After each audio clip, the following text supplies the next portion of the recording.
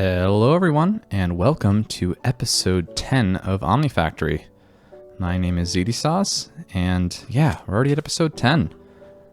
I'm pretty proud of this. So when I first started recording, I didn't really know exactly how far I was going to get. A part of me definitely was wondering, oh, maybe I'll try a couple episodes and then hate it and not continue on. But here we are at episode 7, or not 7, episode 10. A few episodes ahead, actually, of recording. I've been doing this for about a week or so. And yeah, so far I've been having a really good time. We've been making a lot of awesome progress as well. So yeah, it's been really good. So yeah, last episode we used this Pyrolyse oven to make a bunch of circuit boards, which I don't have on me right now. Maybe I threw it in here. Yeah, so we got 40 electronic circuits. So that's gonna last us a long time. So we don't really have to worry about making circuits for a while now, which is pretty exciting. If you're observant, you may have noticed I've, like always, bookmarked a bunch of stuff I want to work on. The main thing I want to get done today is this Isentropic Reservoir upgrade on our magmatic dynamo, because that is going to upgrade the power quite a lot. Oh, that's my steam dynamo. Right now we're getting only 90 RF a tick, which really isn't that much. So a couple things we can do. One is this Isentropic Reservoir, and then I think we actually might be able to get another one. Yeah, this is just going to take electrum, which isn't too bad. Electrum and aluminum, and we do have a lot of aluminum now. And then electrum is something, I didn't bookmark it, I guess, but it should be very easy to make. It's just an alloy smelter with gold and silver.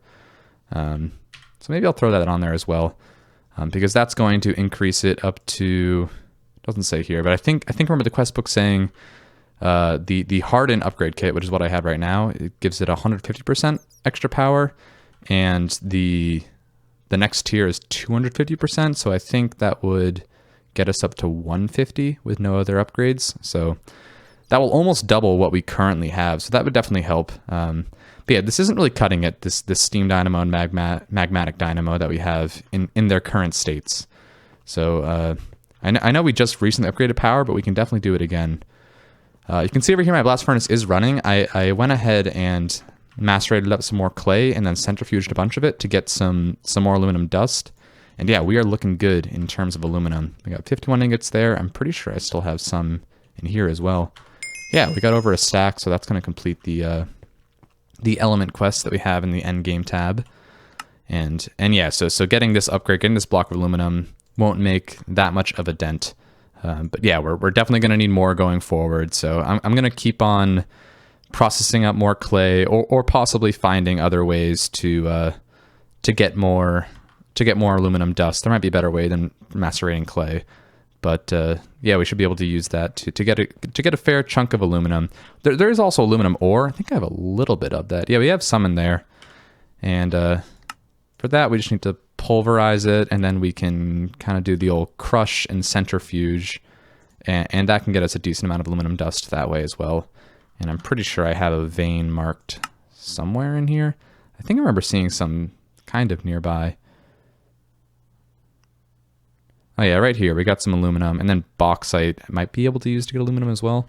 For now, not a big deal. We have enough aluminum that we need in our current situation, and macerating clay is very easy. Speaking of, I have a little bit of terracotta. But yeah, so for this isentropic reservoir, we do need this pyrotheum dust, which we have sulfur, we have redstone, and then for blaze powder, I went ahead and found another brewing stand, and I'm just going to use that to get a blaze rod. And then I'm pretty sure the best thing we can do right now is just pulverizing that. Just with the crafting table, we can get 2, which is all we need, but yeah, the pulverizer, we can get 10. So let's use that, or not the pulverizer. With pulverizing, we can get 10, which we use the macerator for. But yeah, main objective is to get this isentropic reservoir working, which shouldn't be too hard. I can pretty much get that right now. And then I just have some various loose ends I want to tie up in the quest book. So if we look at the beginning tab, also let's collect our coins here. We have kind of a lot of random things we want to complete. Like I have the fluid solidifier that we want to do. And then we do have obsidian, and we also have the ender pump and ender tanks already done. So we might need to go into the nether and kind of collect our pump, and just so the quest book sees that we do have one, to actually complete that quest. I'm wondering if also obsidian might open up. I swear there is an obsidian furnace quest right here that we're missing. But yeah, I also want to upgrade our satchel. Energetic alloys are used a lot as well, which we need a mixer for. So yeah, gonna try to work through some of that. Probably try to make our way to item conduits as well, and then also maybe touch on the very beginning stages of applied energistics, which is with this charging this charger item that we can get. But yeah, other than that, yeah, I think we can jump right into it. I also wanted to try and see, is that new upgrade? Ah, yes, okay, it is a quest, so I don't know if this will unlock anything for us, but it will definitely increase the efficiency of our dynamos, at least a little bit. But yeah, it looks like this, yeah, this is where applied energistics will probably continue. This is how we're going to get our different types of processors. Are they processors? Yeah, we can get our different processors from that inscriber. But yeah, I'm not sure if we're going to get there today. I don't know how long it's going to take to get through a lot of this stuff we need to get. In between episodes, I also went to the Nether and found a lot of glowstone.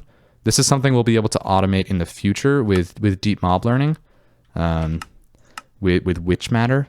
But for now, I think just harvesting it in the Nether is the best way to go. We can also make it with gold and phosphor, but that's a little bit expensive. I also don't think we have phosphor. We have sulfur, but yeah, we don't have phosphor. But yeah, that doesn't matter too much right now. So to get that upgrade going, we need 2 of these blaze powders and then just a piece of sulfur and a piece of redstone. And that should get us our pyrotheum dust. And we're going to need a lot more of this pyrotheum dust in the future. And then what else did it need? Just a bunch of dark steel, which I know we have some of. Do we have enough? We do. Nice. So we'll need to compress up 4 of these to get the plates, and that should be what we need. So yeah, what this augment does is it basically says, hey, so you can also supply water to our dynamo, and then once we have water and lava, I'm going to be way more efficient. And I don't know what the actual number is, but it definitely bumps it up a heck of a lot further. That was quick. So let's make that upgrade right now. Boom. I'm not going to throw it on yet because once this is inserted, or actually I guess I can kind of show. Oh, it goes up to 360. That's awesome. But it's not going to be able to run until it actually does have water. Although, yeah, okay, so there it just updated. We do have 0 hour of a tick. But yeah, it's going to bump to 360. That's fantastic. So we need to figure out the best way to essentially pipe in water. We do have this infinite water source. I don't know if that's enough or not. Just for the sake of trying things out, let's see if it is. I have a feeling it's not. Yeah, okay, it just ate all the water. Let's see if we get a net gain from there. Looks like it's working through pretty quickly. Yeah, so I don't think that's going to be enough. So one route we could do is we can make a compact infinite water source, which will produce 8 millibuckets a tick. But even with that, I'm not sure if that will be enough. So I think we might we could just easily make an infinite water source like the classic way, like we have out here, and extract from there. Although I don't know if we can hook pressurized fluid conduits directly to that. But I know of these things, like it's an Omnivore. I think there's an Endervoir. I don't know quite the difference. But yeah, this basically, it makes it so that you have actual block items and you can attach a pump right to it. Again, actually, I should probably test that really quick if it would work with a standard fluid conduit. But I kind of doubt it will. Let's see. We got some here, and I'll just try attaching that to my tank, I guess. But yeah, if we put one right here, doesn't look like... Yeah, it's not liking that. So yeah, let's make these this Endervoir. Just gonna take some hardened glass, which fused quartz is definitely our best bet for that. And then a cauldron, which is just iron plates. Yeah, that should be easy enough. Hardened glass, there's got to be... I don't really know what the difference between hardened glass and fused quartz is. I think it might just be different mods. I think hardened glass might be thermal. Yeah, it's thermal, and then fused quartz is Ender IO. But they are ore dictionary, so that should be fine. When I was in the Nether collecting what was I doing? Glowstone. I did also grab a bunch of nether quartz ore, and I think it might just be best to smelt it directly. We could pulverize it and do some stuff, but it's very easy to get, so I'm just going to go ahead and smelt some up. And then once we have that, we should be able to just throw some into the alloy smelter and get a decent amount of fused quartz that way. Cool, so I don't need the pyrotheum. I don't need dark steel anymore. We are also looking very low on space here. That's why applied energistics might be in our near future. Yeah, so once we get some hardened glass, though, we need to just make one set of this, because that will get 4. And then we can just throw some buckets of water in, and it should just give us an infinite water source that we can pipe into relatively easy. I do like the compact infinite water source, but it's annoying to make because for each one of these, so we need 8 of these infinite water sources, and then bronze is easy to get, but you need to basically make 2 water buckets, and it's just a little bit annoying to craft. So these omnivores are easy enough to make. That's, what do we need? 1 more? Let's get 1 more going. And then we also need a cauldron, which I think we have some iron plates hiding away somewhere. Tin plates. Maybe in here we have iron plates? We do. Awesome. And then we just need our hammer. And what was that? That was pretty much like this with the hammer in the middle. Cool. We got a cauldron. Cauldron's another thing that's really easy to find inside these Lost City buildings, but that's easy enough to craft by itself. I don't have space to deposit my nether quartz. I might have to make another storage crate. Or actually, can you upgrade these? Oh, this we're going to need the atomic reconstructor for. So, can't quite do that yet. Although the atomic reconstructor, what was that blocked behind? We probably can make that now. Just need an autoclave. That's not too bad, but yeah, I'm not going to worry too much about that for now. All right, so we got our cauldron. We got our fused quartz. We need 1 more. And for that, it's pretty much just going to be a cauldron surrounded by fused quartz, right? Yep. And this is a blue texture, but I think it will just appear empty. And now I also need to think about the best way to... Where should I throw this? If I just put it up here, I should be able to pipe in from both the lava and the water relatively easy. I don't want it to be like too much of an eyesore. Yeah, and then I'll put the lava up here. Yeah, let's do that. So if I do 1, 2... It's nice connected textures here as well. It's a little weird, but it should be fine. And then if we grab 2 buckets of water. 1... 2. We have to...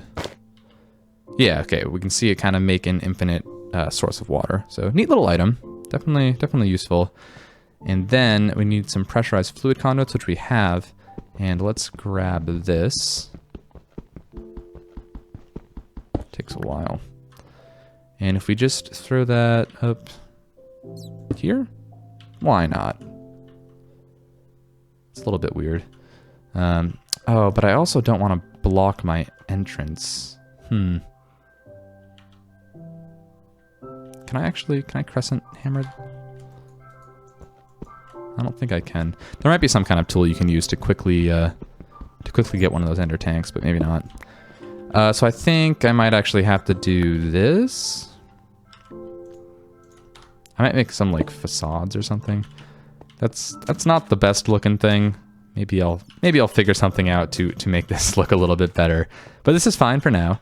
And now, if I just do that, we should be able to make this extract always active. Also make this extract always active. And then if they both just insert in here. Yeah, okay, it looks like it filled up with both of them. And yeah, we are producing 360 RF a tick now. That's a whole lot better. And yeah, these pipes should be fine to produce as much as we need.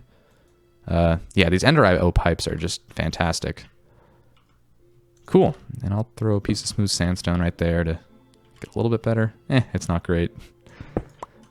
Yeah, I'll try to figure something out to make this a little bit prettier. But yeah, that was nice. Also, right now, I don't have this connected because... Ooh, wow, that's flying through power. Okay, maybe I should connect it. Are we done with the aluminum? We are. So this isn't using any power right now, but I'm trying to fill up the buffer in this a little bit, so I'm going to let that run for a bit longer.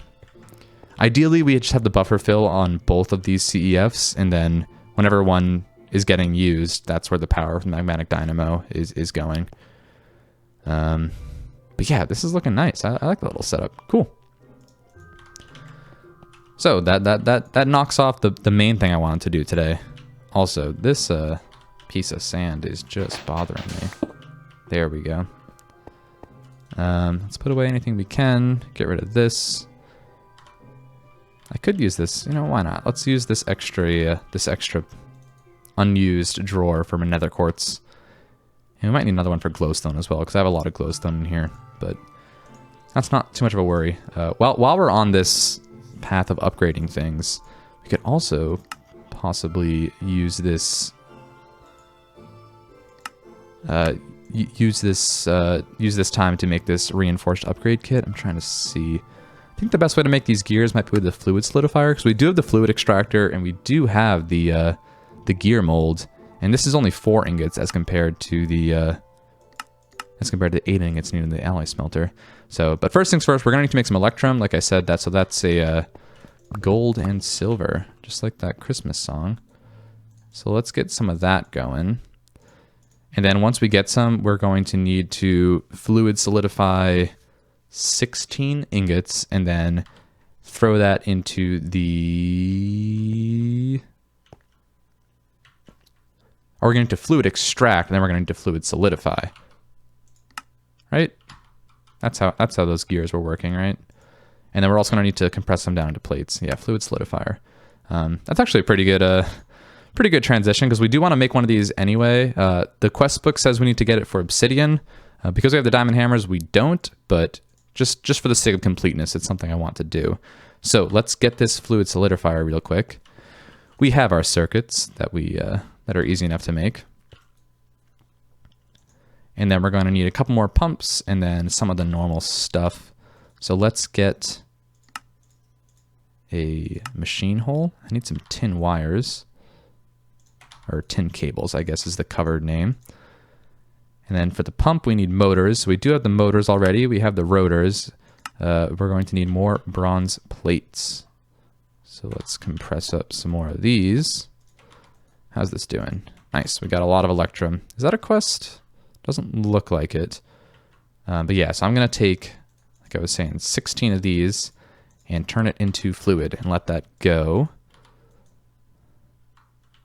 I might as well make up some more as well. I'll do all of these. Wait for these bronze plates to keep on going. And then, yeah, that should be everything we need for the fluid solidifier. Just glass and tin cables and a chest. That's all. Very straightforward stuff. So we throw these in here and take our hammer back, which is in our inventory. Some more of these, and then 2 of these pumps. What are we missing? Ah, the rubber rings. Got rubber here and a knife here. Make another half stack of these. And we get 2 of the pumps. And then what we need, a piece of glass and a chest and tin cables. And that should be our fluid solidifier. Nice. Quest complete. Please.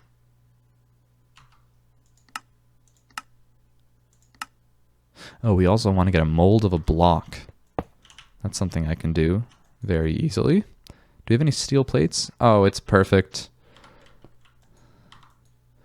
We just got to grab our... Actually, we can just do it right in here. Mold block. So first things first, we need this. Cool. And it's just the hammer to the right of it. We don't need this quite yet. The quest book talks about how you can get obsidian by basically throwing lava into the fluid solidifier with the mold block. So if we ever want to automate obsidian, this is definitely the best way to do it, because we already have the ender tank set up working well. So yeah, that's easy to get. I'm just going to throw that in here for now, though, because we don't really need it. Cool. And now that opens up. Hey, there it is. Finally. Let's do it right now. I want to get that quest. It's been bothering me. I knew it lived there. We just need a piece of obsidian to trigger the quest. Oh, it wants 12. I have enough. Yes. Give me it. And then let's just break this and pick it back up. I did get the coal out of there. And now we've officially completed that furnace quest line. And yeah, this talks a bit about how you can smelt 2 items at once, which is definitely the benefit of having that furnace. Yeah, this also has our ender pump and ender tanks. So that's something we already did. But in between episodes, I might just kind of snag both of those and then just trigger the quest complete. Just to having the green circles or the green squares is so nice to have. So try to do that. Cool. So we have our fluid solidifier. So I want to grab our gear mold. That's right here. And our electrum should be done. So we can snag that with the tank we made a couple episodes ago. And yeah. Oh, that's such a nicer way to make gears. It's a lot faster than the alloy smelter. And then you also don't have to make the plates and rods like for the iron and rod iron gears. And then we need to throw in 4 of these. Nice. We have a hefty amount of electrum now as well, which is good. And then we need to make a block of aluminum as well, which that's very easy to do. Put away some of this. Where'd it go? Oh no, I already grabbed my gears. And that should be everything we need for the next level upgrade. So we're going to see our RF increase even more, which is fantastic. That should be a quest complete as well. Yep. So let's just throw it on. 600 RF now. Oh, and something, we're actually not producing power. Huh. I guess you can't extract from the side of this. That's disappointing. This is what we're going to do. It's not going to be pretty. I might take some time and see if I can improve this a little bit. But I'll do this. And then we have a few more pressurized fluid conduits. So, will that work? Are you happy? Do I need to do this? Are you happy now? What's going on? Huh. I feel like that should work. We are extracting from the bottom. I actually don't think this should matter. Maybe it's trying to put it into the lava or into the water. Interesting. Let me take a sec and try to figure out. Oh, never mind. Why doesn't that connect? Are we not able to share fluids in these pipes?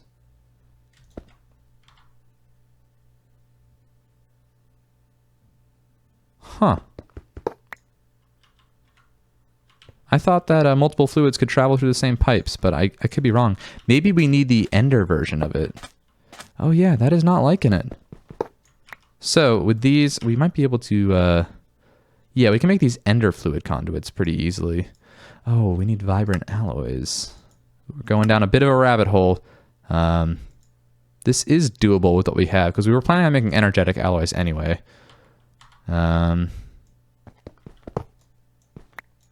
Okay. You go away. Just for now, because I do need energy for what I'm doing right now. How do I make you connect, please?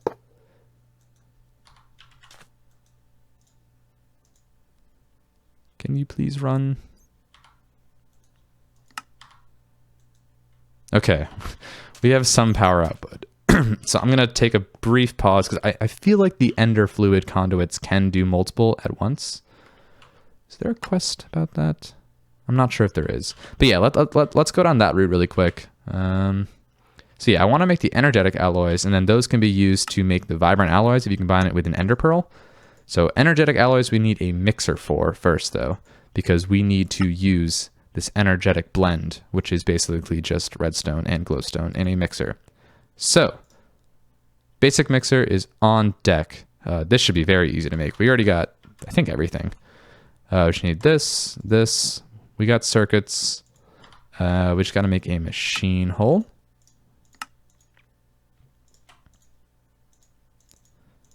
And what do we need? A couple of pieces of glass. Yeah, just 4 glass and then 2 circuits. 3, 4. Grab some circuits. Another machine done. And another quest complete. Oh man, we're out of space. I think we are getting close to being done with all the LV machines. I'm not sure what I'm gonna do if we need more. Maybe we can wire some over here. That's a lot of machines, man. That is quite a lot. But yeah, so let's grab some glowstone and some redstone. And this is pretty quick, I believe. Basically, it turns it into energetic blend. And then when we take energetic blend and gold in a blast furnace, that will make the energetic alloys. And it's not terribly fast, but I am going to reconnect this. How do am I able to? I need to work on my my Ender IO piping game because I get confused. But I just want to make a few. I want to be able to get my power done. So this is me showing you, I guess, how to make some of this stuff. This was a lot easier to make than I thought. Got some energetic blend, and there's our first energetic alloy. Energized metal is the quest complete that we get. And that should open up... Ooh, it opens up the next tier of energy conduits, which is nice. And then it also opens up this transmission coil, which will increase our efficiency even more on our dynamos if we want to do that. Yeah. All right, let me let some of this finish crafting up, and then we can make the vibrant alloys, and then hopefully finish up that isentropic reservoir issue that we were having. So I will be right back. All right, and we're back.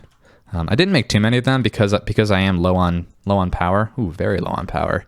But I just want to basically make at least one of these vibrant alloys, and then with the vibrant alloy, that will open up a lot of stuff.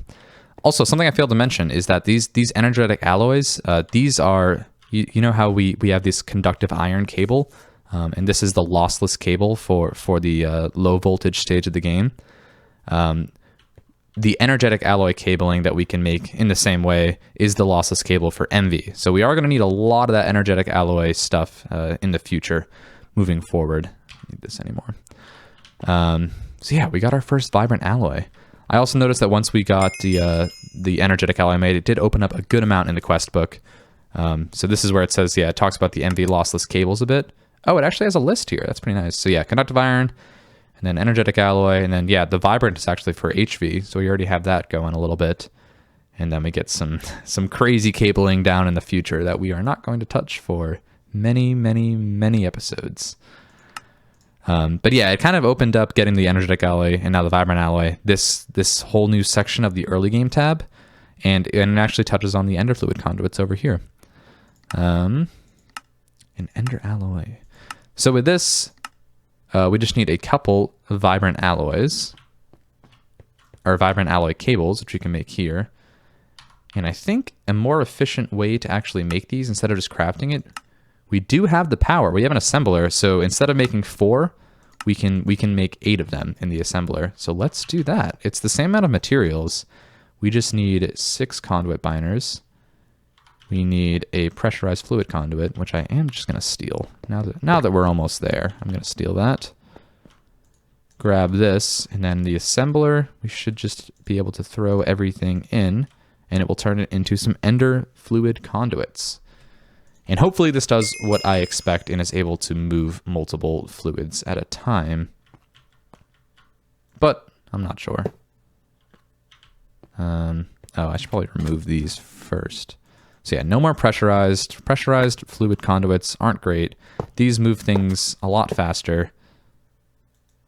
So if we extract, always active. Let's throw these back on. Cool, it is able to connect. That's great. And I think we lost our infinite water source. Unless it was able to, Oh, that was not what I wanted to do.